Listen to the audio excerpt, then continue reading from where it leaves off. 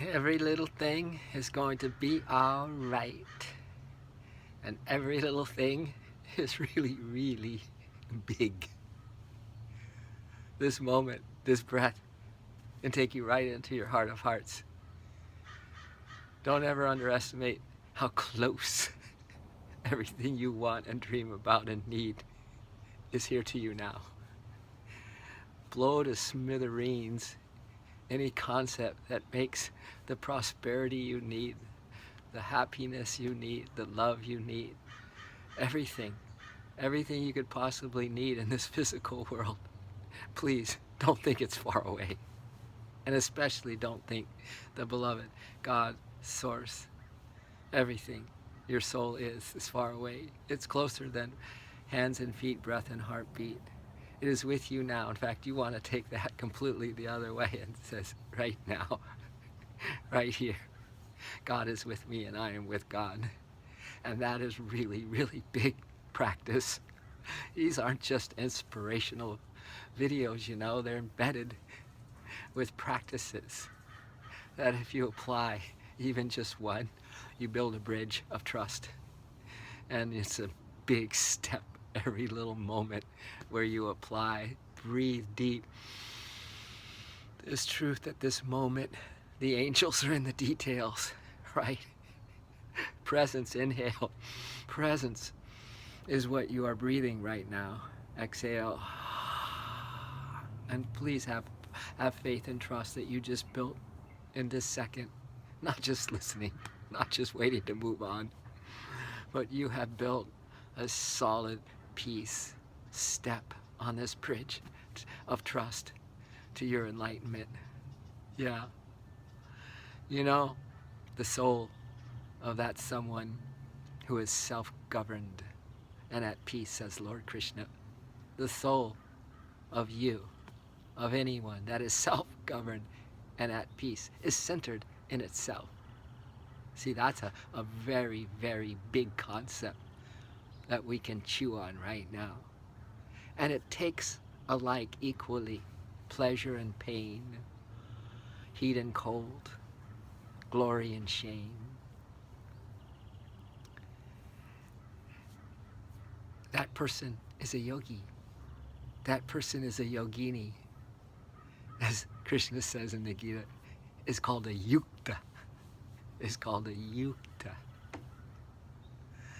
And then he goes on to say, well, let's just digress for a moment, because that soul of someone who is self-governed.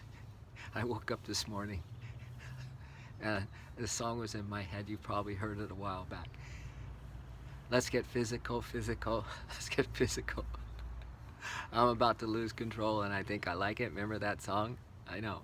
Why? In my brain. So I've changed the lyrics since then. Let's get spiritual, spiritual. Let's get spiritual, spiritual. I'm about to gain control and I think I like it. I like it. I'm about to gain control and I think I like it. I like it.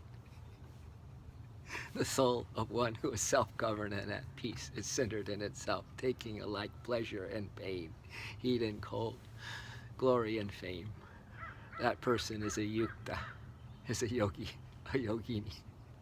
So Trish wakes up a little after me, generally, in the morning. When she came into the kitchen, I sang that song. She said, oh, don't put that song worm in my ears so early in the morning. Well, let's go with this idea of Krishna then, after what he said, and I just explained to you. He says, with the light of truth, dwelling apart on a peak. So the peak he's talking about is this state of higher consciousness. It's just this little moment that everything's going to be all right because the angels are here with us in the details. And Divine Mother is here with the amazing grace to help us remember that God is more important than anything else. Getting into the heart of love is more important than anything else. So dwelling apart on a peak, senses subjugate, meaning that we just aren't worried about the sensory world right now. The clod, the rock, the glistening gold are all shown as one. The clod, the rock, the glistening gold are all shown as one. If this was a shamanic training we were in right now, we would probably get a piece of dirt clod, and maybe a cougarang if anyone has one of those, or bunch, and we would hold each in our hands, and we would just breathe and be this idea. The clod, the rock, the glistening gold, all are shown as one, right? Isn't that a trip? What if you could make that breakthrough today? It's all spirit. That's the whole teachings of the Bhagavad Gita. It's all spirit, everyone, everything. And then Krishna goes on, he said, by this sign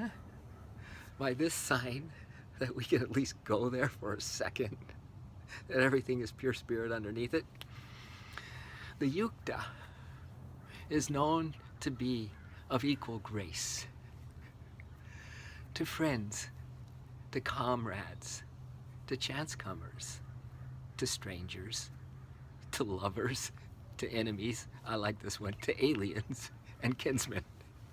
Aliens probably back in the day when this was written, it's just someone from another country, but who knows, is of equal grace to friends, comrades, chance comers, strangers, lovers, enemies, aliens and kinsmen, loving all alike, good and bad.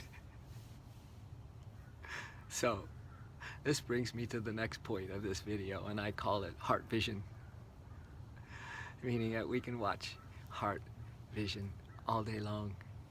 It's the vision of the heart. It's the heart that when we have these little things, these little moments like we're having right now, just not inspiration. Yes, inspiration, definitely an ocean of inspiration is behind these nuggets, these seeds that get planted, and then they become activated by taking these moments. The angels are in the details. Divine Mother is helping us right now, and we just become, this heart starts to be transformed, alchemized magically because of these little moments that are here and now, not down the road. These are big moments.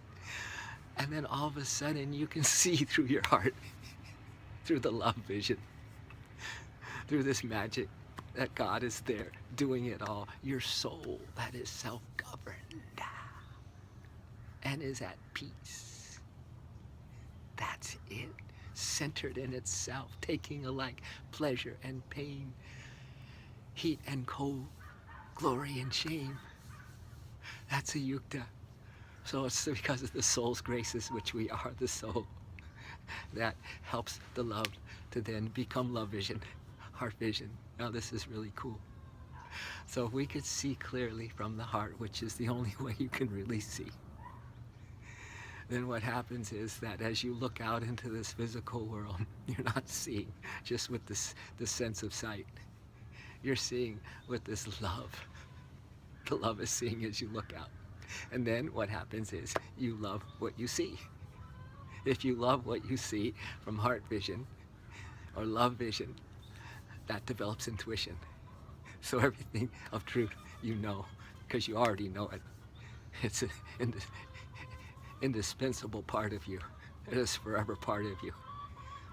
And then, as you can hear these chickens in many of these videos, then what you hear is not just here with the sense of hearing, and then the head gets involved. No, it's just the love is hearing. It's love hearing.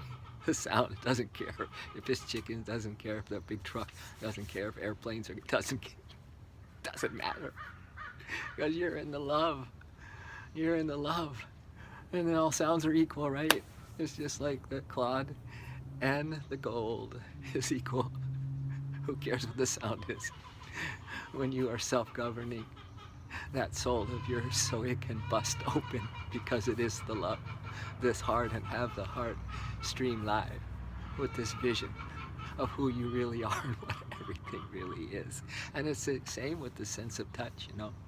When you're walking along, you can get your feet in the sand today if you live near the beach or in the dirt, right? And just feel At every step is the love pouring from your heart with your heart vision, and you can feel like you've never felt before. And the smells, you know, you smell like you've never smelled before. In other words, and touch, you would feel like you're not just touching flesh, you would be touching the spirit, right? Your senses then become heightened. These senses aren't wrong. They just get numb when they're abused. And we're not in here, but we're in the head, and we are being directed by desires for those sensory experiences. There's nothing wrong. These senses come from your soul. If you can get to underneath the physical sense, to the astral source of these 5 senses, oh my God, that's what telepathy is. That's when you become clairvoyant. That, quite frankly, is when you become so dang happy, so darn in love, so incredibly a free spirit, right? And then we can sing this song, let's get spiritual, spiritual, let's get spiritual, spiritual. I'm about to gain control, and I think I like it. I like it. We're about to gain control, and we think we like it. We like it. I love you, yuktas. I love you, yogis. I love you, yoginis.